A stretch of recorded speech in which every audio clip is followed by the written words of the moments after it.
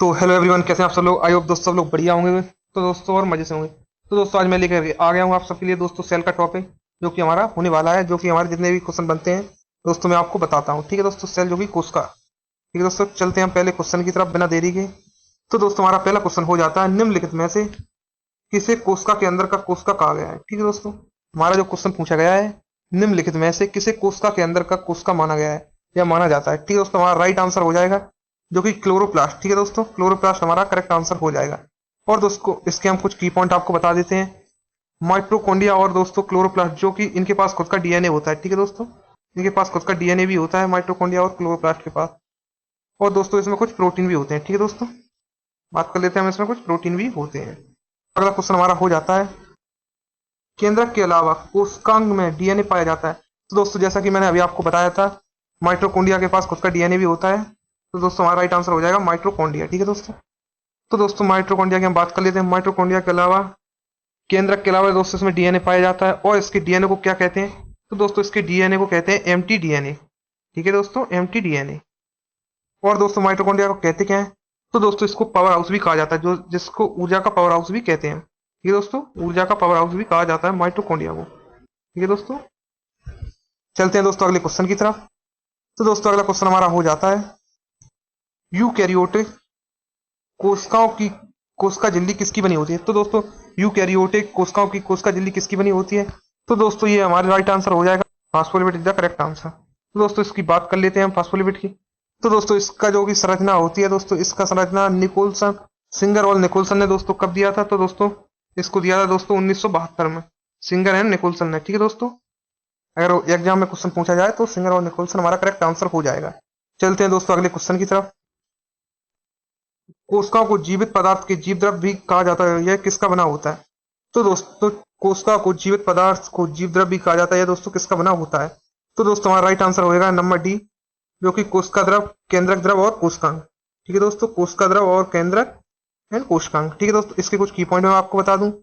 कोशिका द्रव कोशिका का एक जीवित भाग है जिसको जीवन की भौतिक आधार भी कहा जाता है। तो दोस्तों कोशिका द्रव को जीवन के भौतिक आधार भी कहा जाता है।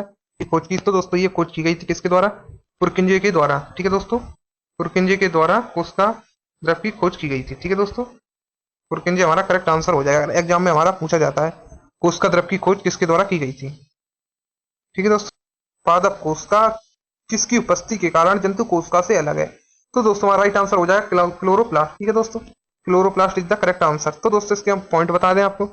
पादप और जंतु कोशिका विभिन्न पहलुओं में दोस्तों भिन्न होती हैं, आकार एवं आकृति में दोस्तों भिन्न होती हैं। तो दोस्तों अगला क्वेश्चन हमारा हो जाता है, तो दोस्तों डीएनए में पाई जाने वाली शर्करा है। तो दोस्तों जो हमारा डीएनए होता है दोस्तों, उसमें किस प्रकार की शर्करा पाई जाती है? तो दोस्तों हमारे पास ऑप्शन हो जाते हैं फ्रक्टोज, ग्लूकोज एंड राइबोज और डीऑक्सी राइबोज। तो दोस्तों हमारा राइट आंसर हो जाएगा डीऑक्सी राइबोज। ठीक है दोस्तों, करेक्ट आंसर हो जाएगा। तो दोस्तों इसकी बात कर लेते हैं हम दोस्तों कुछ पॉइंट की। तो दोस्तों डीएनए में डीऑक्सी राइबोज शर्करा पाई जाती है दोस्तों, यह पेंटोस शर्करा है। दोस्तों इसको क्या कहते हैं? इसको दोस्तों पेंटोस शर्करा भी कहते हैं। ठीक है दोस्तों, पेंटोस शर्करा भी इसको बोला जाता है। जबकि आरएनए में राइबोज शर्करा पाई जाती है। और दोस्तों बात कर लेते हैं हम आरएनए में। तो दोस्तों आरएनए में पाई जाती है कौन सी शर्करा दोस्तों? तो दोस्तों आरएनए में पाई जाती है हमारी राइबोज शर्करा। ये दोस्तों राइबोज शर्करा पाई जाती है।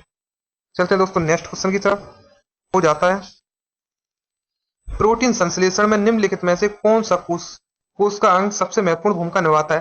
तो दोस्तों जो प्रोटीन संश्लेषण में निम्नलिखित में से कौन सा कोशिकांग है जो दोस्तों सबसे महत्वपूर्ण भूमिका निभाता है? तो दोस्तों हमारा राइट आंसर हो जाएगा गोल्कीकाय और माइटोकॉन्ड्रिया। ठीक है दोस्तों, number C is the correct answer हो जाएगा, गोल्कीकाय और माइटोकॉन्ड्रिया। बात कर लेते हैं नेक्स्ट क्वेश्चन की। तो दोस्तों हमारा अगला क्वेश्चन हो जाता है, किस कोशिकांग को आत्महत्या की थैली कहा जाता है? या दोस्तों किसको आत्मघाती थैली के नाम से भी जाना जाता है? तो दोस्तों हमारा करेक्ट आंसर हो जाएगा लाइसोसोम। ठीक है दोस्तों, लाइसोसोम हमारा करेक्ट आंसर हो जाएगा। ठीक है दोस्तों, लाइसोसोम करेक्ट आंसर हो जाएगा। तो दोस्तों बात कर लेते हैं हम लाइसोसोम की। तो दोस्तों यह हमारे पाचन कराने वाले एंजाइम होते हैं। और दोस्तों यह अम्लीय प्रकृति के होते हैं।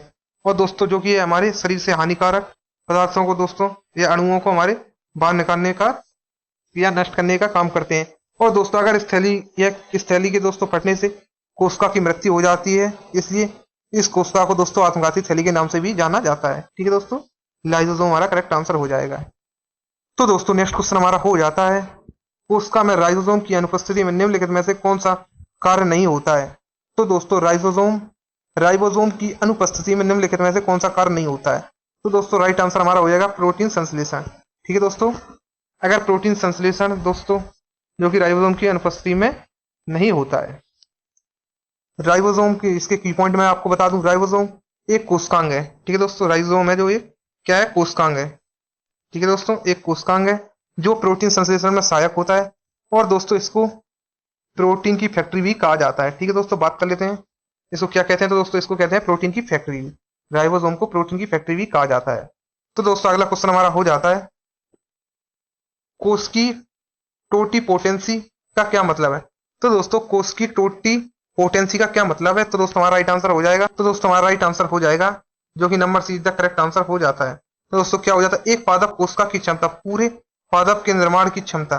ठीक है दोस्तों, ये हमारा राइट आंसर हो जाएगा। तो इसकी दोस्तों बात कर लेते हैं हम की पॉइंट। तो दोस्तों ये हो जाता है, एक कोशिका के पूरे जीव के निर्माण की प्रक्रिया को कोश की टोटीपोटेंसी कहा जाता है। तो दोस्तों कोश की टोटीपोटेंसी किसको कहते हैं, दोस्तों जो पूरे कोशिका का निर्माण कर दे। ठीक है दोस्तों, उसको कोश की टोटीपोटेंसी कहा जाता है। पादप कोशिका की एक कोशिका को पूर्ण पौधे को बना सकती है। ठीक है दोस्तों, यह जो टोटीपोटेंसी की प्रक्रिया होती है, यह दोस्तों पूर्ण पौधे को बना सकती है। ठीक है दोस्तों, इसलिए पादप कोशिका को टोटोपोटेंसी कहते हैं। ठीक है दोस्तों, आई होप दोस्तों ये हमारे क्वेश्चन दोस्तों आपको पसंद आए होंगे। तो दोस्तों ऐसे ही क्वेश्चन से जुड़े रहने के लिए हमारे चैनल को सब्सक्राइब करें, लाइक करें एंड शेयर भी करें। तब तक के लिए बाय, टेक केयर, मिलते हैं दोस्तों नेक्स्ट वीडियो में।